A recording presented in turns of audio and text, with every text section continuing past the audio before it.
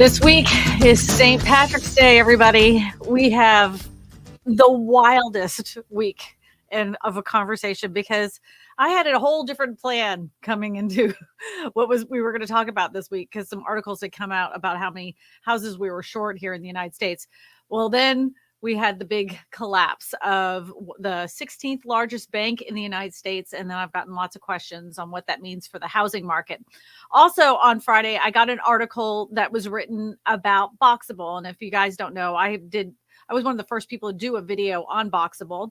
They were a very small startup at the beginning.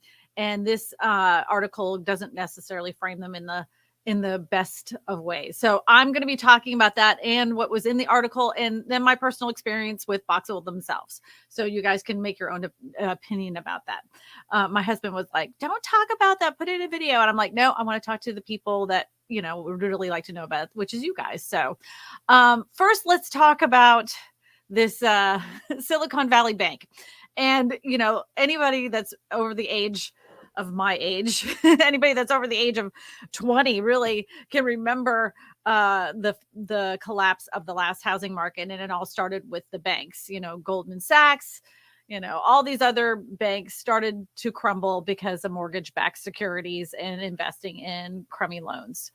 So Silicon Valley Bank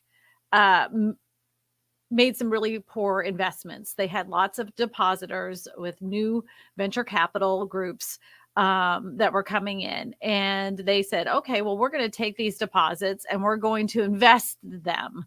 And when they invested them, they didn't necessarily invest them in the best places. And so their return on investment wasn't really good. So when people were starting to withdraw their money, they were like, oh, we got to cover our rear ends. So they started selling off a bunch of their assets at a loss. And that made other investors very, very, very, very, very, very nervous. And so all of them started pulling out. The problem is that a lot of these smaller people that were working, that have their money in that bank couldn't make payroll this past Friday. We're talking about people like Etsy and Shopify, all these other companies, individual people that, weren't able to get their payments because they just don't have enough money. So if you're a small guy, you're going to get your insured money, which is only $250,000. But if you're one of these bigger companies that had your money tied in there, you're in big trouble. There's an article out there. Eddie, what's the name of that article again? If you could tell us the name, if you could show me the top. But it's basically explaining the whole collapse as a whole. The question is it going to cause a problem in the housing market? As of today, right at this moment, no, it's not. But could it down the road? That's an interesting way to think about it because of the fact that the way that they were trying to get rid of their money or get more money back was to sell off their mortgage-backed securities. So at this moment, at this time, I don't think it's going to be a problem. I don't think it's going to be the biggest ripple effect like we saw in 2008. But anytime a large bank collapses, there's always a moment for pause and looking in every direction, not just the housing market. Monday is going to, I think, enlighten us all on how all the markets are going to react. I think that because it happened on a Friday, it gives more people time to kind of think on it, or it can make people a lot more nervous. So my thought is that for now, it's not going to make that big of a difference, unless we start seeing them dump off a lot of their mortgages. Most people say the same thing. If you look at the poll right now, it shows that is the SVB collapse the catalyst to another housing market collapse? 25% of you said yes, 29% of you said no, and 39% said not sure. And then 7% said it's going to be another .com bust. And somebody was comparing that just recently in an article was this going to be like the next .com bust? And since a lot of these people that were banking with that specific bank were a lot of startups and people in the tech industry, it'd be interesting to see what happens. The other thing is that they got over their heads because of the fact that at one time there was regulation that they couldn't invest more than $50 billion into other assets. That deregulation was done where they could invest over $250 billion. That's where the problem came in, and they bit off more than they can chew, and more and more people wanted to withdraw money and they didn't have it. So it's not unusual though. Like my daughter is young. She didn't understand. She's like, why would they, not have it all there for everybody? Like, I don't understand. And I'm like, oh, it's not unusual for banks to just, do that. And they're just not going to let it sit there. They're going to take that money and invest it. And she was like, oh. And then she's like, is this going to be like, the Great Depression? And I said, oh, we don't know that yet. we don't know that yet. So it's alarming for not just the housing market. It's alarming for all markets. I immediately opened the paper and I'm like, what does this mean?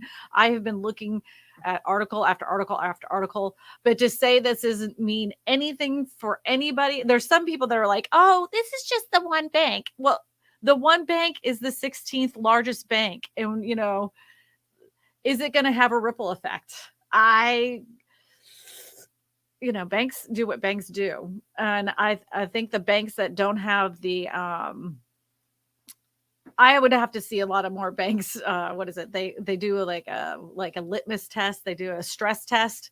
I want to see those stress tests on those banks. So hard to believe that only 3% of SVB's depositors are under 250,000. To me, it's not hard to believe, because if you looked at who was in, who banked there, it's mostly like these startups like Shopify.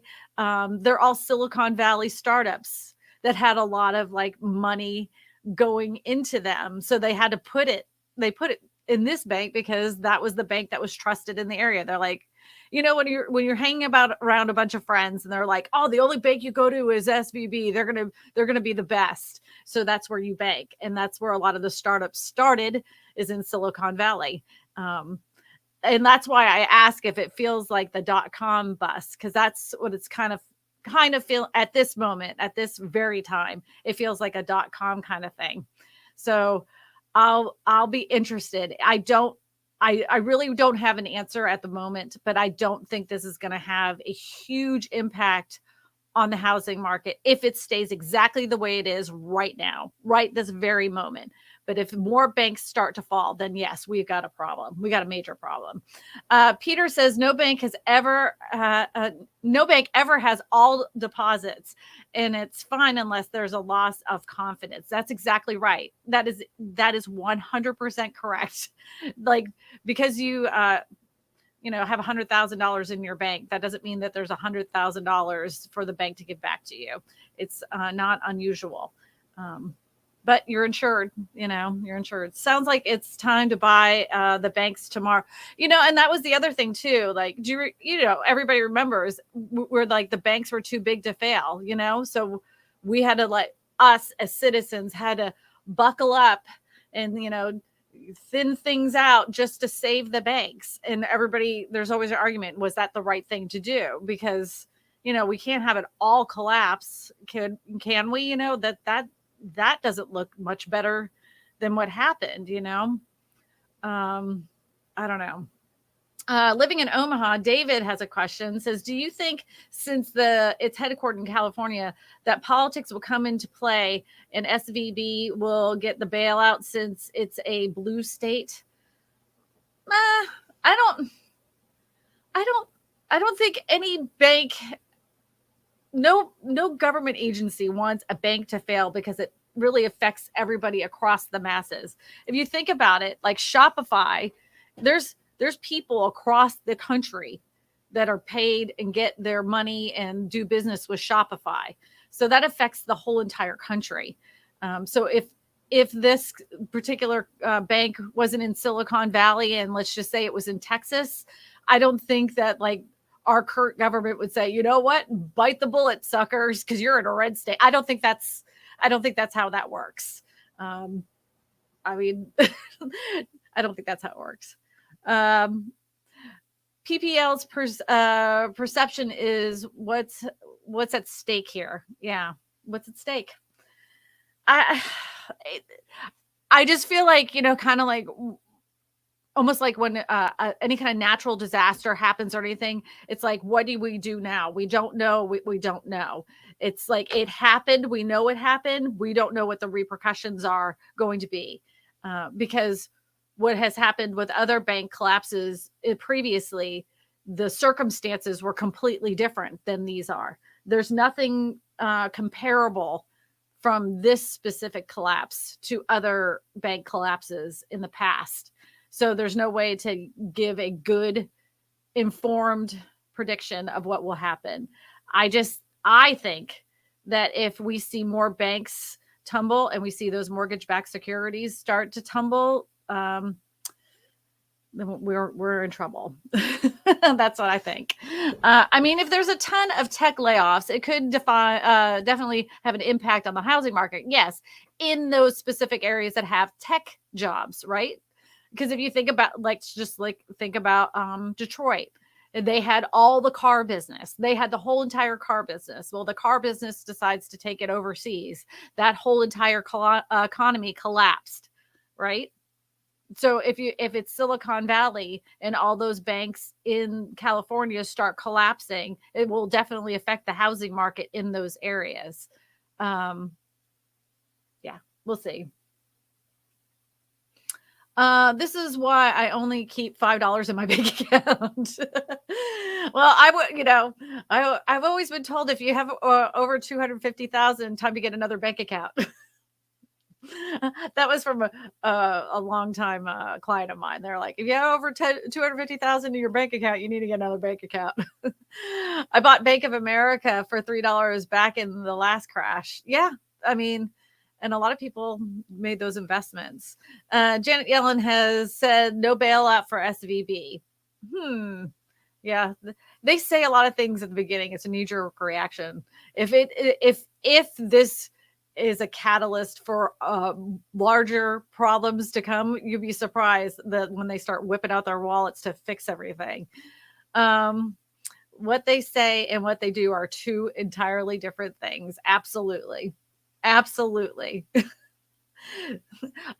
realty companies closing shop. So, Linda, when it comes to real estate offices, people don't realize that the operations of the real estate office are not like, I don't get paid from my broker. Like, I don't get a check from my broker every single month. In order for me to get a check from my broker, I have to sell a house. I have to sell something. The broker gets paid from me every single month. I have to pay fees and dues to work there. It's a crazy system. I have like before I got into real estate, I had no idea. But the broker's office will never close because they always make sure that those fees cover exactly what they need for operations. So I have to pay the broker to work there to have their name on their sign in order for me to work for that company. Some brokerages that are run on a different system are going to see, let's just say, a correction, because some of those brokerages do work on a salary basis.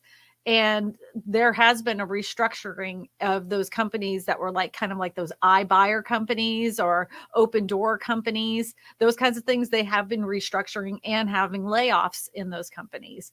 But the traditional real estate company that, just buys and sells and helps people get into homes, they're not going anywhere soon. That's for sure. They've seen the worst of times in 2008 and they're still standing, and they've always know how to ride out a wave. That's for sure. Big money chases yield.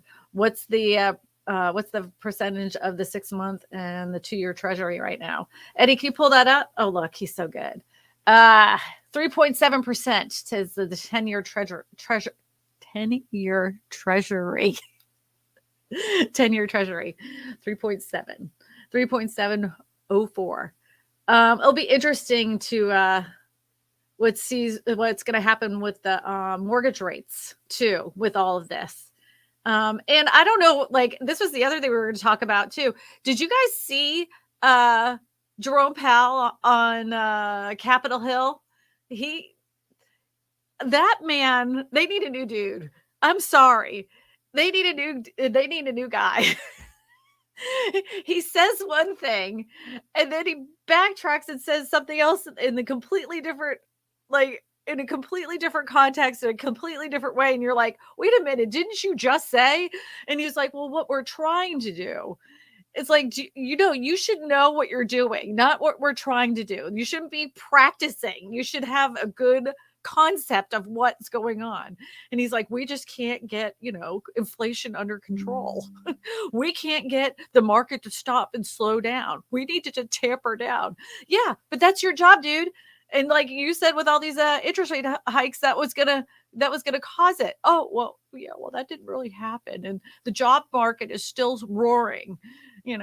We need 2 million people to be out of work in order for this to work. What? This is a bad plan, sir. Ugh. God. Tech layoffs could have a huge ripple effect.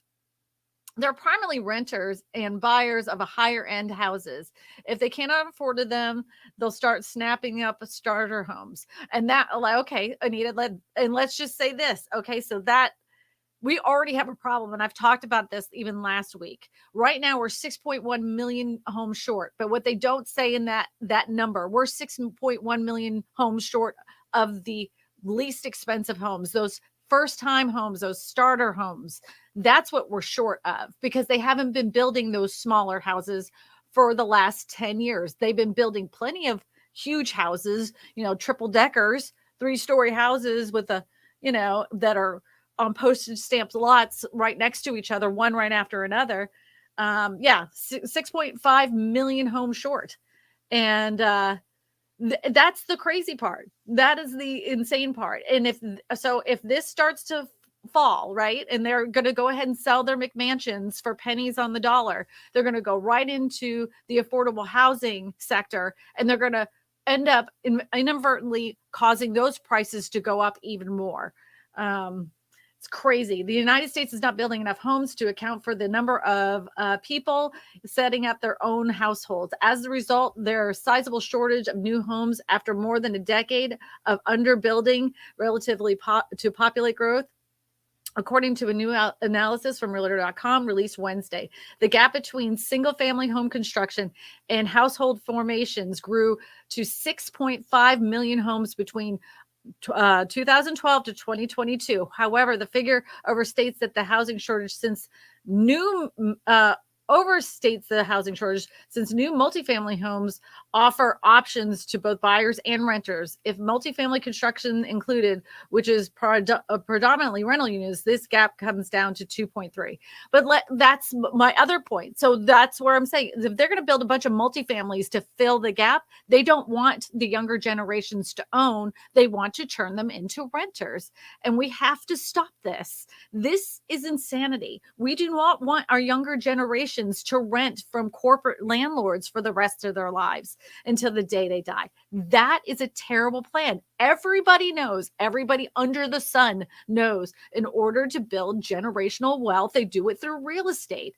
That is sometimes the thing that saves a family from going into complete bankruptcy, because they have so much equity into their home and they're able to do things with that equity from their house because they lived in their investment. They had some money by the time that they retired to take out of their house in order to move on to the next stage of their life. And if you turn them into renters, they'll never have that. They will never have it. They've already done it with cars. Just lease this brand new car. Just lease it. Don't worry about ever owning it. You just can get a brand new car every year. And do you know what happens to that car lease every single year? You end up paying more and more and more and more, and you never have a car. And God forbid anything happens to that freaking car. If you get a scratch on it, a chip in the window, the little burn on the seat, then they're just going to keep taking money from you, and if you want that payment down, well, just put down $5,000. Yeah, buddy, just put down $5,000. Golly. And that's what they're going to end up doing with houses. That's exactly what they're going to do with houses. Anyways, I got on a rant. I got it on a rant. Sorry about that. Living in Omaha, David Matney says, You would think we would have had a banking collapse figured out by now, and then like the thing is every time a bank collapses, it collapses for a completely different reason. Like we had the dot-com collapse, that was, a lot of banking institutions happened because of the dot-com. Then we had, the housing debacle that was 2008. Then we had the savings and loan debacle. I mean, there's always another catalyst that causes a bank to fold under. That's for sure. But look, since we're talking about affordable housing, I'm going to get to your questions in just a second, but I want to show you one more article that came out, and it was about Boxable. And I think it needs to be discussed because I was one of the first people to ever talk about this company. If you guys don't know, Boxable is a company out of Las Vegas. They are building small homes, tiny homes, whatever you want to call them. They're built to modular specifications. This kid had a dream. Him and his friends decided to take a design that his father had done, Galliano, talked to his dad, Pablo, and said, "Hey, what about those folding houses, that design that you had?" And he's like, "Oh, okay, yeah, like do something with it, make it work, buddy," And so Galliano, his son, just him and his friends, the architects, got together, actually built this prototype. And that's when I went out there for the first time and got to see the prototype of their house. So anyways, fast forward, there's tons of articles about them, tons and tons and tons. And even Elon Musk has one of their houses. If you scroll down this article, the article's on modularhomes.com. It's also on insider.com. It's basically saying that Boxable is a mirage in the desert. Okay. Boxable would have seemed to start up a tailor-made for the movement. The company's founder in 2017, based in North Las Vegas, manufactures tiny homes called casitas that retail for about $60,000. They tantalize the price that attracts over 157 person waiting list with over 4 million of down payments. It's a 375 square foot house, blah, blah, blah. Okay, now scroll down a little bit. Yeah, Elon Musk even lives on one. Okay, supposedly. All right. So there's a lawsuit against him of a high-ranking executive, the company's financial disclosures, an investigation by Insider into its corporate practices and structure of raising questions of whether Boxable is a groundbreaking solution to America's housing crisis, or as its founders claim, or is it a mirage in the Nevada desert? The lawsuit filed in Nevada states that in court in 2021 by the former chief operating officer at Boxable alleges the casita costs significantly more to manufacture than the company has publicly acknowledged. The suit, which is ongoing, raises doubts about the company's claim that it can build homes profitably but cheaply enough to remain affordable for the masses. The father and son duo behind Boxable, Pablo and Galliana Tramonti, meanwhile, have doubled their own salaries, sold off millions of dollars of shares, and the set firm a lavish on expensive, pricey real estate and other luxuries. Okay. There's been little oversight when it comes to their swelling salaries and the millions of dollars Boxable has spent each year. Two people with direct knowledge of Boxable's finances and management structure said the man accused of acting as an agent for the Iran government and a woman who is romantically involved with the elder Tremonti oversees the company's spending and financial disclosures. The founders' spendthrift habits would have appeared to step for the firm as it's hemorrhaging nearly $40 million its past 3 years, struggling to establish its profitable business model, and sought more investments to remain afloat to scale operations, experts on the corporate governance say. Okay, here's the thing. They're talking about these people like they didn't have money prior to Boxable. When I met these people, I met them before, they were spending lavishly way beforehand. Like the dad himself had cars just lined up, like sports cars lined up way before his son decided to ever put together a Boxable.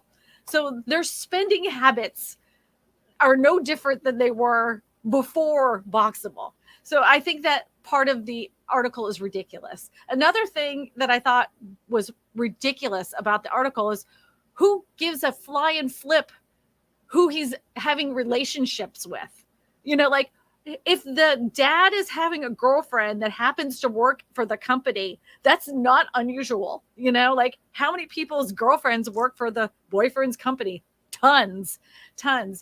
I don't know. I mean, my whole thing though is I have yet to have seen, and I would love to see somebody actually have a boxable in their backyard. I want to see a real person, not a government official, not a celebrity, I don't want to see that.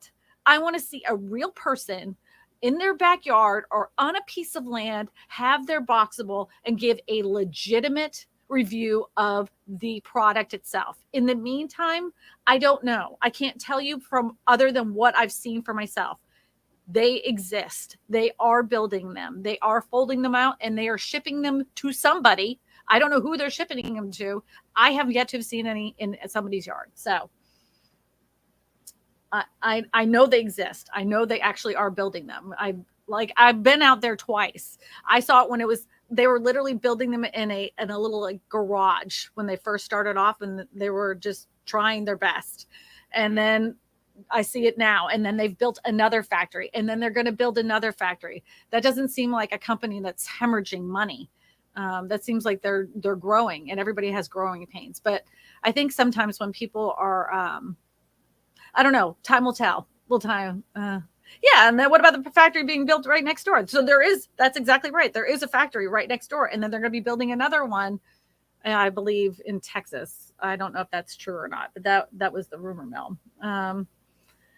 Did dad have a Ford Focus? Did his dad have a Ford Focus? I don't know. They were like, some of them were like concept cars, like ones you've never seen before. He had them like lined up. And I was like, what's that? This is when they were a startup, right? Like he was just in another section of his dad's garage. His dad's like garage where he stored his luxury vehicles. Like his dad had, yeah. Daddy's had money for a long time. I don't know much about his son. I know that he, started this with his friend. I don't know what his financial state was beforehand, but it was pretty obvious that dad had money way before Boxable. $50,000 for a beachfront condo in California, $50,000 for a beachfront condo in Colombia. Well, I mean, so if you took that price point, like let's just say $50,000 or $60,000, and you said, hey, you can have this 374 square foot tiny home in Louisiana for $60,000, people would laugh. They would laugh. They were like, that's way too much. You can get a house for $60,000 if you just look in the right places. Not anymore, but when this came out. But in California, $50,000 or $60,000 is extremely good for a house. In Las Vegas, it's extremely good for a little house. It's, in some areas that price point still holds true and is very inexpensive. In other areas, it isn't going to really work out. Like if you live in, a small rural town in Arkansas, that $60,000, you're going to be like, I can buy a house for $60,000. Why would I buy that? So, Jay Tan says, tell us how you feel. If you ever need an opinion, I have a million of them. And I have no problem. There's not much of a filter here. I can't help myself. The one thing I can honestly say about me is that I'm so thankful that for some reason, as soon as the camera gets on, the cussing stops. But if you ever met me in person, you'd be like, she's got a potty mouth. And I do. I just don't have it on camera. Yeah, they do want people. So Gamer G says they want people to be lifelong renters. And they, when we refer to the powers that be, I do believe that. I think that people that have a ton of money, like Scrooge McDuck kind of money, I think that us as little people are just peons, little cogs in the wheel, and they'll gladly just kick out a few of those cogs, and knowing the machine will run without them with no problem. Yeah, so I do have a potty mouth. So Debbie says potty mouth. Yeah, I have a potty mouth. Bad. Bad. Brett says in 1989, the median income was $33,000. Today it's $55,000. In 1989, living expenses were $22,000. Today they're $44,000. Same ability to save $11,000 a year on average. Cars are 4 times and houses are 10 times the cost, though. Yeah, and then Brett, let's just be honest. If we add that to medical expenses today. Medical expenses today are way, way, way, way, way higher than they were in the 80s. Insurance costs are way higher. Insurance, not just for medical, but insurance for your car, insurance for your home. All of those things have gone up exponentially. But do you know what else has gone up? Corporate salaries. Those guys, the powers, they get massive bonuses every year. Every time they save money from us because we pay more, they get a bonus. They get a little kickback, a little bonus check at Christmas time. SB says a house came on the market on Friday. I scheduled a showing at noon today, Sunday. Saturday evening, the showing was canceled. Was it because it went under contract? Oh, because the property had gone under contract that fast. I don't even get to see them before they are sold. Ridiculous. So I talked to a friend of mine who's in New Jersey.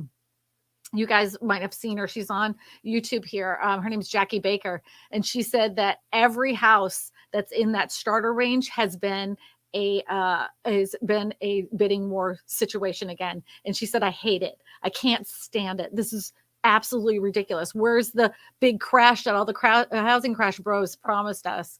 And it's because we do not have enough homes in that price range. We haven't been building them. And that's going to be the problem for a long time. That's going to be the big problem for a very long time. If you guys have any questions about the real estate market, anything that we're talking about, whether it be boxable, manufactured homes, what's going on with the SVB bank, just put them in the comment section below and the moderator will go ahead and put them up on the screen. Yeah, so this week has been crazy because I had a completely different show planned out for you guys and it did not, I had to like change my thumbnail. I had to do everything. I had to research all this stuff. Hold on one second. Let me take a sip here. Houses are going the way of Rent a Center. Yep. And Title Max with 5,000% interest loans. Thanks, Washington. It is not, I don't think it, well, let me just put it this way. It's corporations that have bought Washington that make it possible for them to continue to do this. I've always said that with the larger corporate investors, they should put a cap on how many they can own in a neighborhood.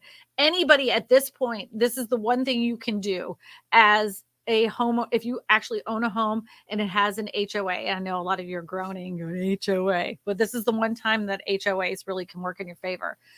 If you do not already have a amendment in your restrictions of how many rentals can be in your neighborhood, I would suggest bringing that up into your next meeting. So you just go in and just say, look, we don't want any more than 10% of this neighborhood to be owned by investors. Like they cannot be for rent in our neighborhood more than 10%. It could be more than 20% or whatever you want it to be. But they will stop it at the closing table because that's what happens here. If it's found out that it is for a rental and it's owned by a corporation or an LLC and there's not owner occupant, they will stop a closing at the closing table saying you can't purchase this because of the fact that the HOA covenants, there's already 20%. You're going to have to walk away.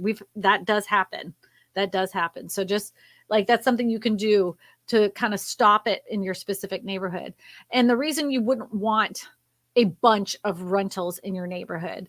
And I'm not saying anything against people that rent. Of course, I was a renter for years. You know, my husband and I, we had to rent. That's what you just do. But I also know that when you rent houses, because the first house I ever rented, honestly, I mean, we were kids, we were stupid. And we didn't take care of it the way it should have. You know, we were supposed to mow the lawn every week. Did we do that? Probably not. Probably every 2 weeks. Did we weed the flower beds? Absolutely not. We were kids. We're not weeding the flower beds. We're mowing the lawn and we're getting it done. Did we edge the edge? You know, like those little things end up making your neighborhood look bad if you have a lot of those houses in your neighborhood that are not taking care of it. And then if you have a big corporation, sometimes they'll start off really good and they'll start taking care of things, but then they'll let things go to the wayside where like a roof needs to be replaced, or the house paint is peeling, and the HOA will get on them, but they'll drag their feet as long as possible to get that done. So just I would say that anytime in any neighborhood, I wouldn't want more than 20%. No, I mean, I would only want 10% if that was the rule. If I could make the rule no more than 10% of the houses in the neighborhood could be rentals, that would be what I would do. Kingston City says, I'm a little disappointed she didn't use her Jersey voice when she talked about Jackie Baker. I got made fun of for that. Somebody's like, oh, don't even try that again. And I'm like, I'm from New England. I can try it. Pony Girl has a question. Fannie Mae has just announced that appraisals aren't a default requirement anymore. Seems to be they'll add more inflated home prices. Thoughts? Well, let me look into that. I didn't know about that. I think that depends on, is it appraisals for purchase or is it appraisals for refi? I'll look into that. Eddie's going to pull it up. Fannie Mae appraisals are no longer a default requirement. This came out March 2nd. Fannie Mae is no longer requiring a home appraisal as a default option for property valuation. They announced an updated selling guide this week that they will offer more options to establish the property's market value. Instead, it's a moving away from implying that the appraisal is the default requirement. The options include value acceptance, formerly known as appraisal waivers, value acceptance plus property data, and hybrid appraisals. I'm going to have to get an appraiser on here because oh my gosh, we are on the journey of a continuous improvement to make home valuation process more efficient and accurate. As such, we are transitioning to the range of options to establish a property's market value with the option of matching the risk of collateral in the loan transaction, Fannie Mae said in a release. The spectrum balances traditional appraisals with appraisal alternatives. That sounded like stereo instructions. What? Both the value and acceptance appraisal waiver have the value acceptance plus property data received, automatic value certainty with a rep and warranty of relief. What does that mean? Oh my God. You know what? I'm going to talk to an appraiser. I will get back to you on that. The thing is, the appraiser's job is very important in the process, whether you're buying or selling a home. You want to make sure that that is correct. Now, they had these things called desk appraisals beforehand, which was basically they're sitting in front of a computer system.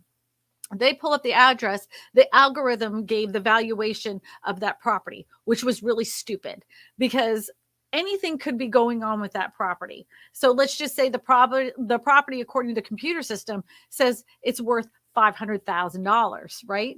And let's just say the people that live in there have destroyed the cabinetry, like the plumbing doesn't work, the roof needs to be replaced, the carpets look like garbage, the whole yard is a mess, there needs to be all this stuff, but the computer says it's worth $500,000. On the flip side of that, what if somebody that owns that house and the computer system says it's $500,000 and they have done real improvements to this specific house? They've upgraded the kitchen, they've upgraded the bathrooms. It's way in line with more modern, accepted, appraised valued stuff. Like they've done all those things. They would give them a little bit of more equity in their home traditionally, but the computer system says no, it's only worth $500,000. I think this is a bad idea. If you pull the actual person that's actually laying eyes on the piece of property, if that's what that means, that's a really bad idea. They had an open house at 215,000 price point, and there were over 100 people there. That's what I'm talking about. Living in Omaha, the house is priced at 215,000, and they had 100 people waiting to see the house. No one's 100 people aren't looking at that $600,000 house.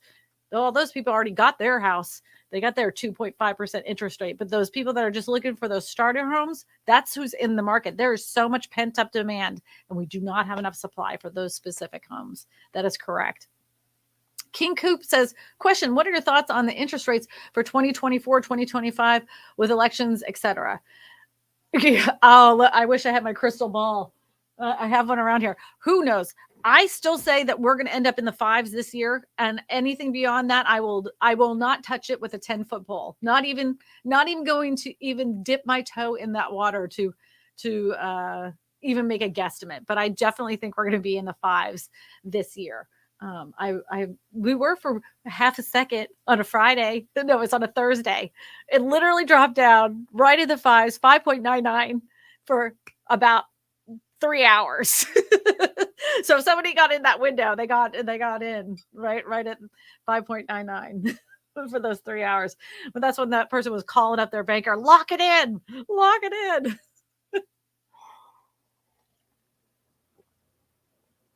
Eddie, if you can pull up the next question, that'd be great. Thank you.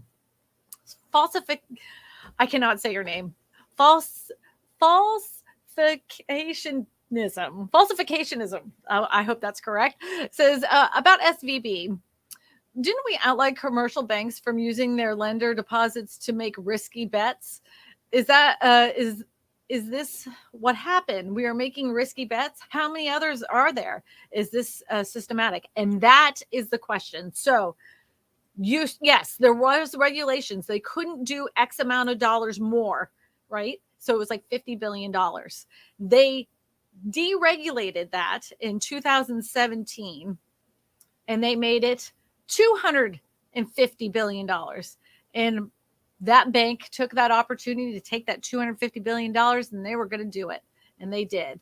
And they overextended themselves big time. And when they knew, they were like, oh crap, we're in big trouble. They started selling off stuff at a loss to cover the people that were trying to get their money out.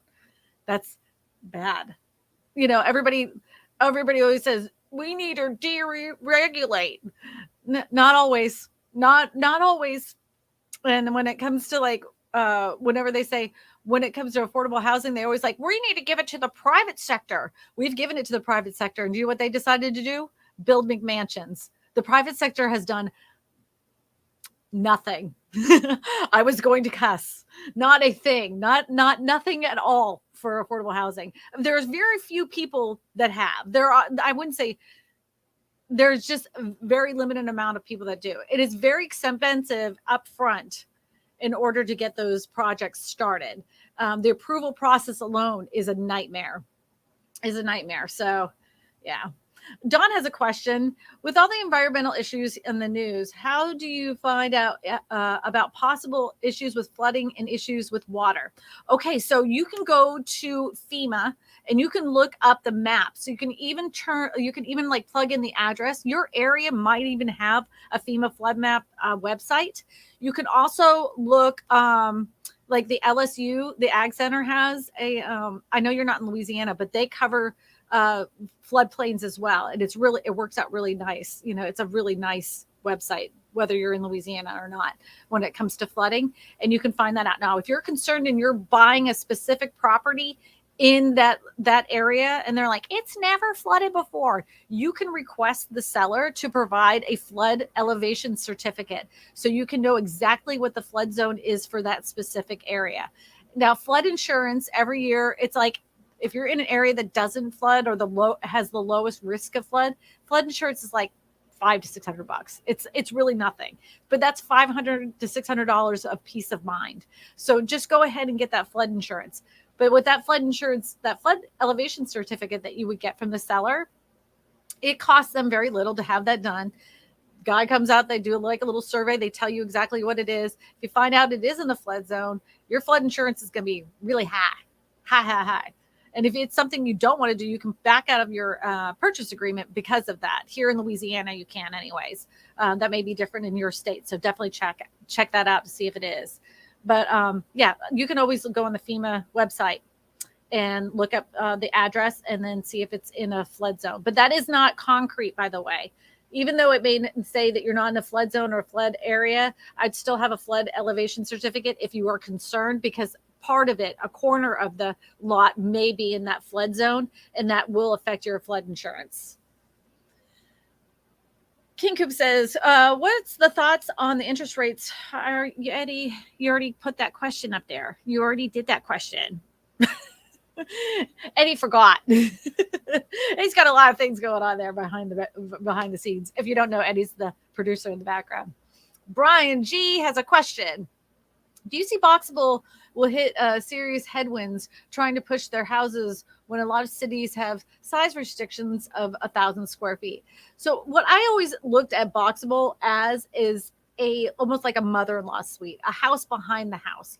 And the way that it's built currently, it meets a lot of standards in specific areas because it is a modularly built house. The panels are like, they're all put together, they're folded together.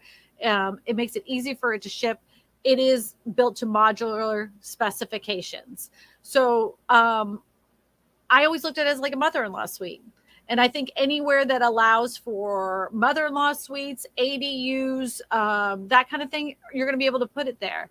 I didn't ever expect that people would want one and live in on it on a large piece of property. It ended up being that's not the case. There's lots of people that want to buy one of those little houses and live on 100 acres so they never have to see anybody. Oh, thank you, Lawnmower, for putting the flood map portal right there. Thank you so much. He put a link there.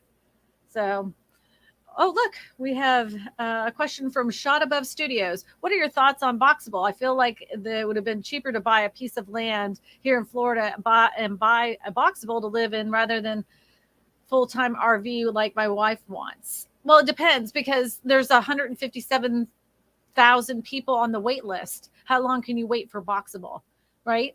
Like if you were wanting to buy a Boxable today and they were available for you to purchase, then yeah, go ahead and do that. But they're not, you can't just walk up there and say, hey, I'd like to buy one of these today. Can I go ahead and put it in the back of my truck and head home? They're still a startup. They're just not available just yet. So I know you don't want to live in the RV, but your wife might have something because you got 157,000 other people that want a Boxable before you do. Super chat. Thank you. All right, with a super chat. Thank you, Philip. Thank you. Question: would you suggest a first-time home buyer to buy a home from a land trust organization like Atlanta Land Trust for an affordable home? Just like any type of home, I would always suggest you have the title, some title company pull it up to make sure that they are the organization that actually owns the piece of property.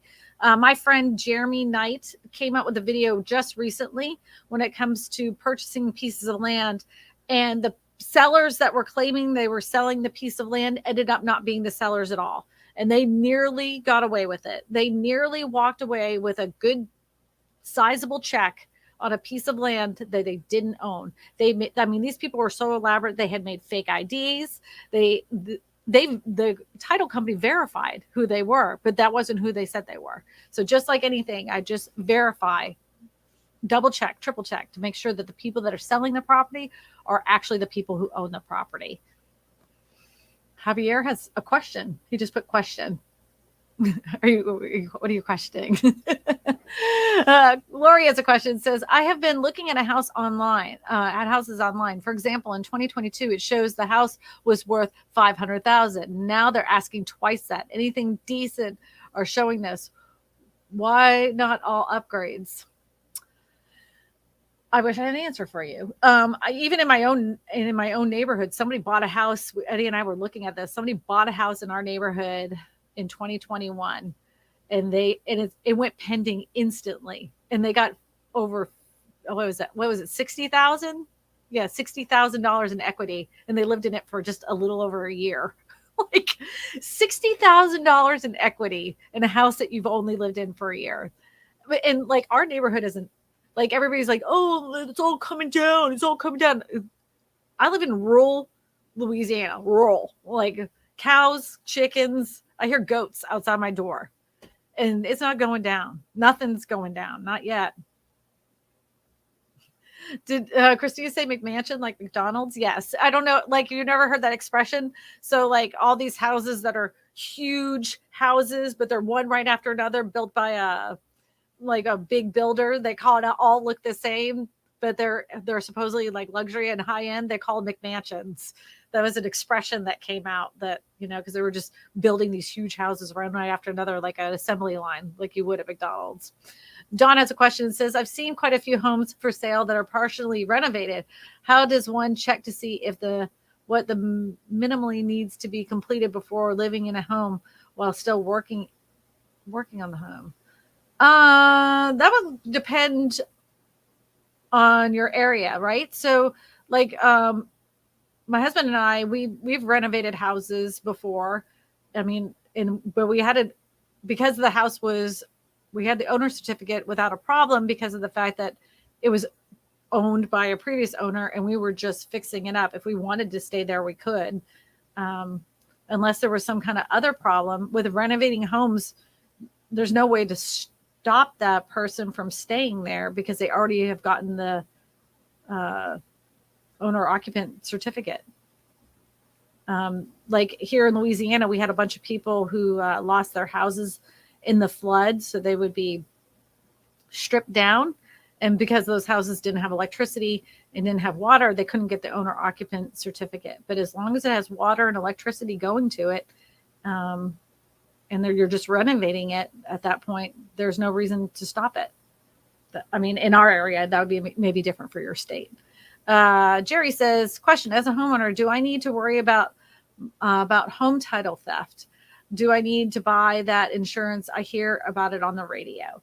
So whenever you purchased your home, most likely you saw on your closing settlement statement, there would say something like title insurance. Now there's title insurance that covers the bank and there's title insurance that covers you. It's always an option and you have to like check off the box whenever you're doing your closing if you want title insurance. If you live in a state like I do, in the state of Louisiana, the one thing you want more than anything is title insurance. And I've heard my whole life since I was itty bitty, don't buy title insurance. It's a scam until you need it, right? It's the one-time charge. You never have to pay for it again. And it covers any expenses that would be needed to cure the title to make sure it's correct.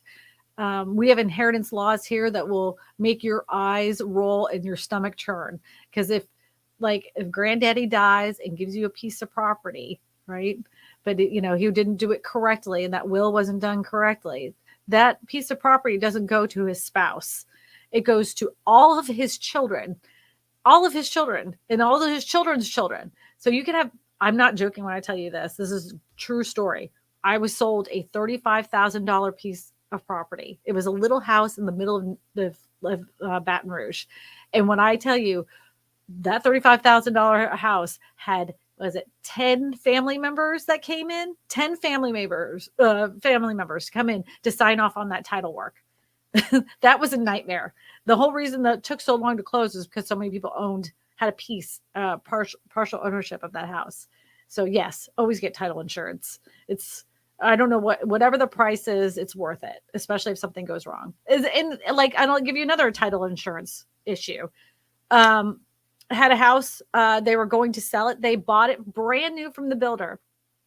At that time, when they were going to purchase it, they turned to me, they said, should we get a title insurance? And her husband wasn't going to do it. I'm like, just do it. Title insurance is just one of those things. It's a peace of mind thing. You only have to pay the one time. He's like, oh, so he bought it. He ends up getting transferred out a year later and they go to do title insurance, go to sell it. And the people purchasing it decide they're going to do a survey because they want to put in a fence.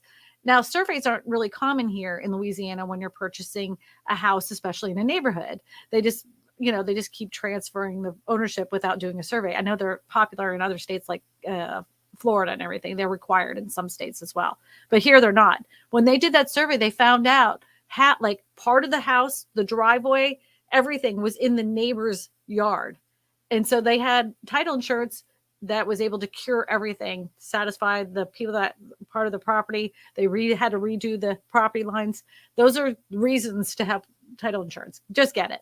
Just get title insurance. Yeah. Clementino Reynolds says, question, I saw an article yesterday. Elon Musk is open to the idea of buying Silicon Valley Bank as he lays Twitter payments groundwork. Can he do that? If you're rich enough, you can do anything. Yeah, here it is. Here's the article. But Tesla investor tells him no thanks. I don't know. I have mixed emotions when it comes to good old Elon. Has he made Twitter better? No. Elon Musk said Friday that he was open to the idea of buying up Silicon Valley Bank after the collapse, but the idea has a frosty reception from at least one of the Tesla investors. I think Twitter should buy SVB and become a digital bank, tweeted Mingling Tang, co-founder of CEO of Razer, a company that sells gaming computers. Musk says in a short response, I'm open to the idea. Yeah, I wouldn't put much thought into this. This is just people tweeting at each other. I wouldn't put much thought into that at all. This is, how they are on the old interwebs. They say a lot of things. They get a little keyboard warrior and they're like, oh, I think you should do that, Elon. Yeah, I think I should. I don't think Elon really intended to ever buy Twitter. I think his arm was twisted and he's like, oh man, I got to do this. I got to put my money where my mouth is now. Darn it. Jerry Prusa says, on title insurance, your answer sounded like an advocate, like you advocate at time to purchase, must check off on documents. What about 25 years after the fact? I own free and clear. I would talk to a real estate attorney in your area. If there is any doubt in your mind that something could come up with your piece of property, like let's just say you were to strike oil on your property and some bank says, well, I have mineral rights to that property or something, anything, just looked, like I would find out. I'd talk to a title attorney in your area and see if it's worth it. Question, approximately how much does a title insurance cost roughly? Depends on the price of the house. Depends. That's all determined by the price of your house and the area that you live in. I can't give you a rough estimate, but anytime you purchase a house, you ask the title company and they'll even give you a rough estimate until the closing documents are done and then it will be finalized. I know an attorney that is working on title with over 162 heirs. That's what I'm talking about. Are they in Louisiana? I bet you they're in Louisiana. We have, this is on my channel. There's a old video. It's called Naked Ownership. Sitting there with two signs in front of me. It says Naked Ownership. And it implies that in inheritance here in Louisiana, if a family member purchases a home, husband and wife team purchases a house, they have two children, let's just say they're 3 and 4, mom and dad don't have a will, if father was to pass away, that ownership does not go to his wife, it goes to his kids. That the wife now gets usufruct, she gets use of the property, but the property that portion of the property belongs to the kids, it doesn't go to the wife. Crazy, right? Jerry says, Kristina, your laws couldn't be worse than here in California until they fix them. Now inheriting property isn't worth the trouble. And there's ways to get around. Like, I'm not an inheritance attorney. I'm not an inheritance investor, but there are people out there that will tell you there are ways to get around inheritance taxes. There's ways you can do it, whether that's setting up an LLC or setting up a corporation, whatever that may be, in order to inherit that property or transfer ownership over to the company name so you can avoid those taxes. I do not know how that works. I just know that's possible. That is as much as I know. I'm not trying to claim I'm any expert on that. So find somebody that is. So if that is a situation that you're in, find one of those people that can help you with that. So you can, who wants to pay taxes on something your parents paid for? Like they paid it owned right outright. Now you're gonna have to pay taxes on that. It seems ridiculous, but whatever. Joni Johnson says 700 watching. How many likes? Smash that like button for Kristina. Well, thank you, Joni. I appreciate you. I appreciate you. All right. Lynn Rick says, question. My husband and I have a joint savings account. We are covered for $250,000 for a total of $500,000. Does that work that way? I thought it was per account. It's $250,000 per account, not per individual. It's only $250,000 per account. It's not per individual. Question. Have you heard about the new bill penalizing home buyers who put more money down when buying a home? No, I've not heard that. You know what? There's so many bills. Honest to God, if you really just want to make yourself cry, the amount of bills and what's in these bills that they are hoping that will, remember when the bill turned into a law? Remember that Schoolhouse Rock? Like sometimes I hope they never hit the floor. Like I hope they never hit the House floor ever to see the light of day, because some of these people are absolutely out of their freaking minds on what they want the American people to do. Like they really need to go back to basic civics school, learn a little bit about history and government before they draw up these bills for us to, to control our lives. Absolutely nonsense. Oh, I thought you were referring to Vince McMahon's mansion. Oh, no, I don't. I know who Vince McMahon is, though, because back in the day, my husband and I, when we first got married, no lie, we used to watch wrestling shows together. So stupid. I can't believe I'm admitting this. But we didn't have any Christmas decorations. So we used to take all my husband's wrestling decorations that he had from, as a kid, all those action figures and stuff. And our first Christmas tree, we decorated it with all of his, his little wrestlers. Our Christmas tree was with all of his wrestlers. So dumb. Totally off the subject of real estate. But anyway. Who is Boxable's competition? There's lots of competition when it comes to Boxable, but none of them are as big or as well known as Boxable is. I will say the one thing that Boxable has done better than any modular home company that I've seen in years. I think Xterra was one of the ones that was kind of big. They fell under, by the way, but they took the idea of working with people, just regular people in social media, to talk about their homes. They had been making videos about their homes for quite some time, and it wasn't getting a lot of traction. It's when they reached out to people like myself and other people on YouTube to come out and look at their homes and show what they were doing that the interest became exponential. And they leaned into that and started really, putting out a lot of advertisements on Facebook, Instagram, and getting more and more people talking about their homes. And the more people talked about it, the more people were willing to invest. Some people are just investors, and some people are actual people that put down a deposit and are waiting for their home. So anyways, if you have a question, please put it in the chat so Eddie can put it on there. Eddie can put it up on the screen. Prime Sister says, question. What is a termination fee in real estate offer? Is it different than the earnest money, right? When did it come into existence? So every real estate contract in every single state has something different. Like in our state, we have an earnest money deposit. The termination fee would be related to what was written in the contract itself.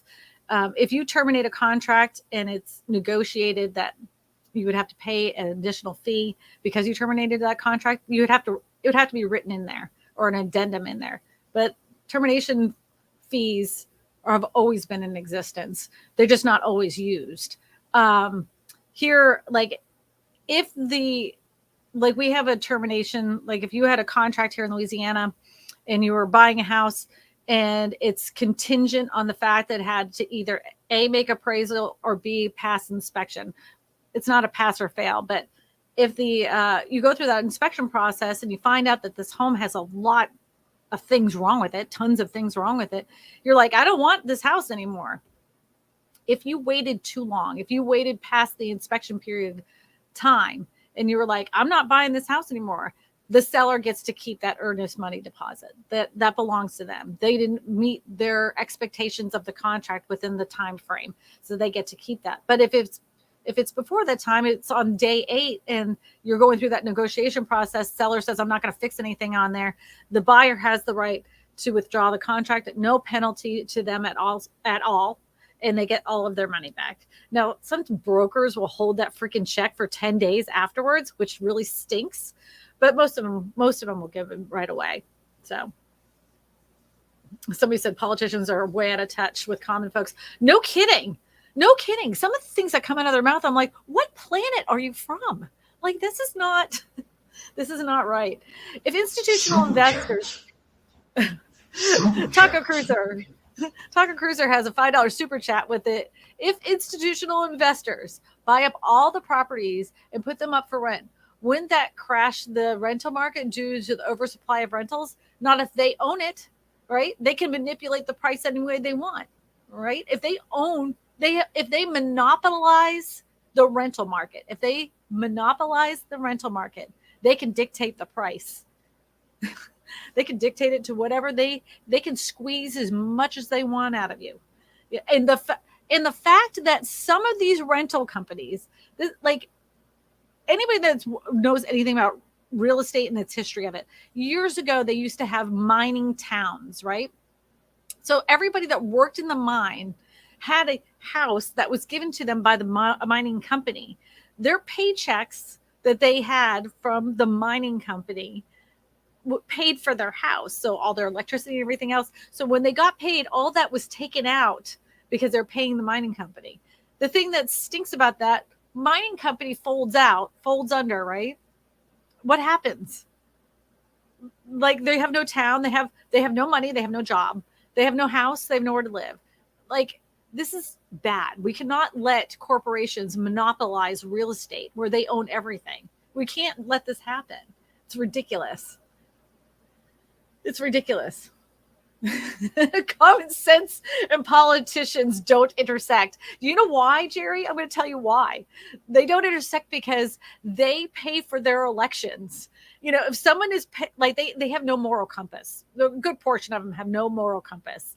So whatever, Eli Lilly says they want to be done, all of a sudden that's what comes out of their mouth. And they come up with all sorts of studies to make that sound great. They could take any study in the world to make their nonsense sound palatable, but it's always baloney. A lot of garbage. Garbage. Question: how do you go about buying a home through an LLC or a trust? You're going to have to meet with your accountant, and they'll walk you through that whole entire process. It's going to be different for you in every single state. But yes, you can buy a house with an LLC, and you can buy a house with a trust or a corporation. All that title work will be in. That's what Eddie and I have for our rental properties. It's in a LLC. Yes, indeed. 100%, Kristina. Thank you, Diamond Rush Media. Thank you. All right, everybody. It looks like everybody's questions have been done. Now, listen, if you're looking for a real estate agent in your area and you're having a hard time finding a real estate agent that you trust, I'm connected with thousands across the country, thousands. And if you need a real estate agent in your area, just go ahead and go to my website at KristinaSmallhorn.com. Go ahead and hit any of the pink buttons, fill out the form, and make sure, for the love of Pete, to put your phone number. If you don't put your phone number, I can't call you. I personally call every single person that leaves their phone number, and we talk about your real estate needs. That way I can get you connected with the right agent, because even though I have thousands of agents, sometimes I have 3 or 4 in one specific city, and I want to make sure I connect you with the right one for your specific needs themselves. Because sometimes if you're buying a house, it's going to be completely different than if someone that's buying land. And if you're buying a manufactured home, that's going to be completely different than someone that's buying a farm. So, just let me know, I got to talk to you. Leave your phone number. I also want to say thank you to all the moderators here in the chat today. I know we had over 700 people that were in here talking today about the real estate market, and I appreciate every single one of you. If you missed some of this and you want to know more about the real estate market, or want to listen to any of my previous live streams, you can go to anywhere you will listen to your podcast. I'm on Spotify, I'm on Apple Music, I'm on Apple Podcasts. That's what it is. I'm on all of them. Just go ahead, go to one of your favorite podcasting places and I'll be there, and you can listen to some of my previous live streams. If you haven't yet, make sure you hit that like button, hit the like, share, and subscribe. And we'll talk soon. And hopefully next week, it will not be this exciting in the market. And we're going to know a lot more. We're going to see where the chips may fall with this SVB bank. Because I mean, honestly, as soon as I saw it, I'm not kidding, it made my stomach turn. So I'm a little nervous. We don't know until we know. That's for sure. So don't forget, everybody, luck of the Irish this week. It's St. Patrick's Day. Let's hope that the banks have, and the stock market has a little bit of luck of the Irish. Does anybody can do that, like Irish dancing? I don't know how to dance like that. Oh, look at our little dancing one. Look at the Irish there. Look at that. Look at that. Oh, yeah, they're high. Oh, it's looking so nice.